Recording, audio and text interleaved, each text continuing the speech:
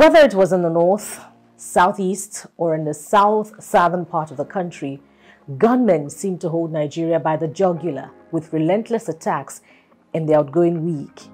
The unchecked and increasing spate of attacks caused Senator Smart Adeyemi in an emotion-laden voice to appeal to government to seek foreign support in the fight against insurgency. The Senate has, as a result, called for massive recruitment into the military and the police. That's our opening subject today on Issues with Jide. And closely related to that, in our second review, Kaduna, one of the states bedeviled by banditry, had to swallow yet another bitter pill on Tuesday when bandits released the video of students they are holding captive. Welcome to the program. I am Bukola Samuel Wemimo.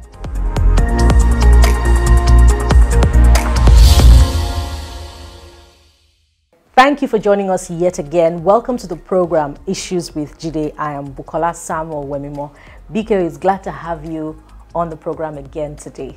Thank you for being my companion again today. Yes, and I must tell you, Biko is just as passionate as parents who are grieving and waiting for their loved ones to return home. I'm speaking specifically about those whose loved ones may have been kidnapped in different parts of the country.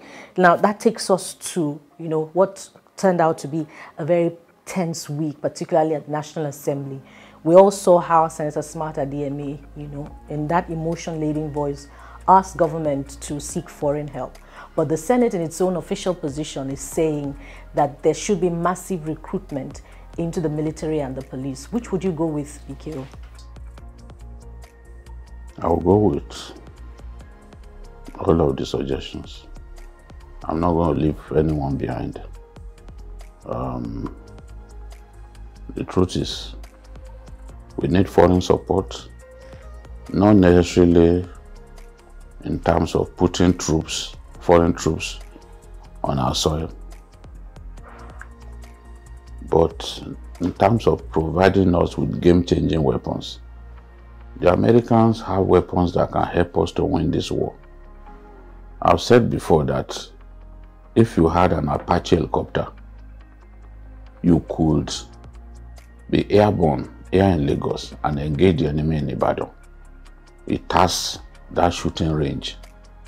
So that way, even the lives of your helicopter pilot is not in danger because he doesn't have to move close to the scene of the fighting. He can engage the enemy from more than 100 kilometers away and he will still score an accurate hit. So there are weapons that we need that can help us win this war decisively. Game-changing weapons. There are helicopter platforms that you can use both for troops insertion as well as a ground attack helicopter. The Americans have Chinook helicopters. Those Chinook helicopters, we tried to buy Chinook helicopters during the time of Goodluck Jonathan. We tried to buy it through a third party, buy from Israel. The Americans vetoed that transaction because they reserve the right, to veto it. If they sell to you, they can tell you, look, if you are going to sell to a third party, we need to know who you are selling to because they wouldn't want it to fall into the hands of their own enemies. Now, that's the way. Weapons, we need weapons to win this war. Senator Smart Adeyemi's position that we need help, I agree totally.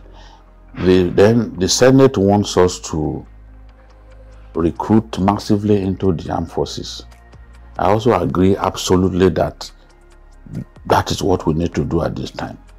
We do not have enough troops to win the war against Boko Haram. That is very clear. We do not have enough troops to deal with banditry across our country. I've always argued that the police should be able to handle the issue of banditry and leave the army to face Boko Haram.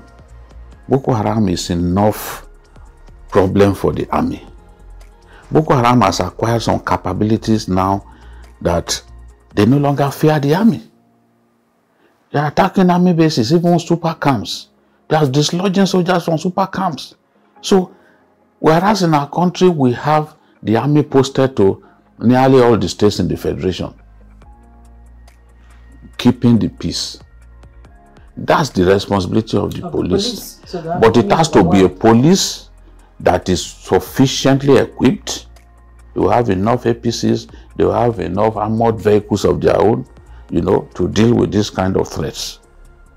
It will also mean that we have to increase the number of policemen that we have. Over the years, we were not recruiting consistently into the police. That has caught up with us now. Irresponsible leadership is manifested in different ways. How could you not recruit into the police for years?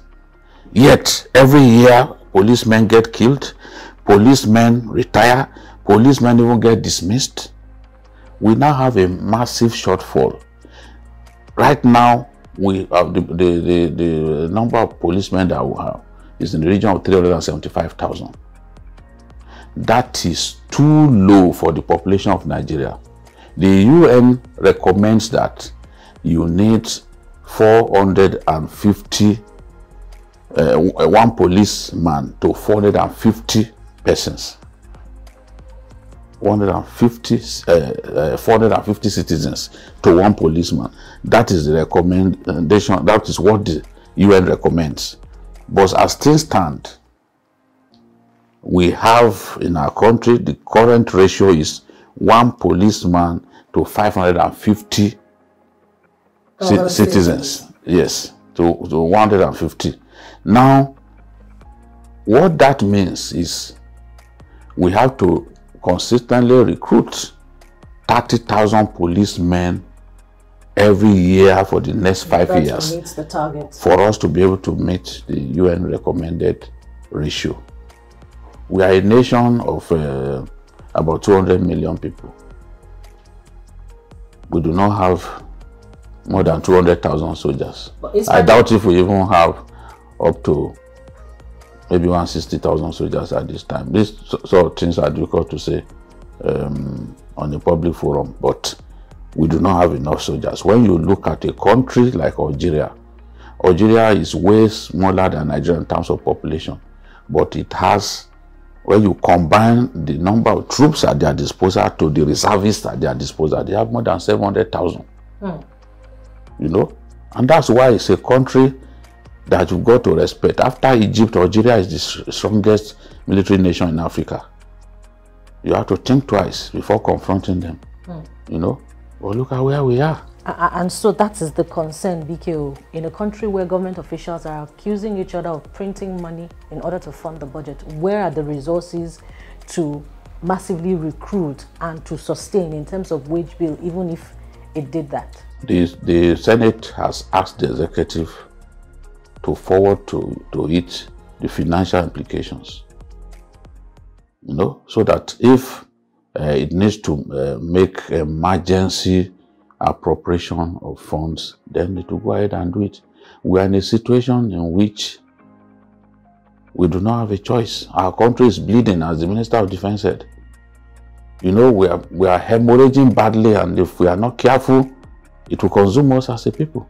We can't move around freely. Everyone is scared. The people in government, they too know that they cannot move around freely.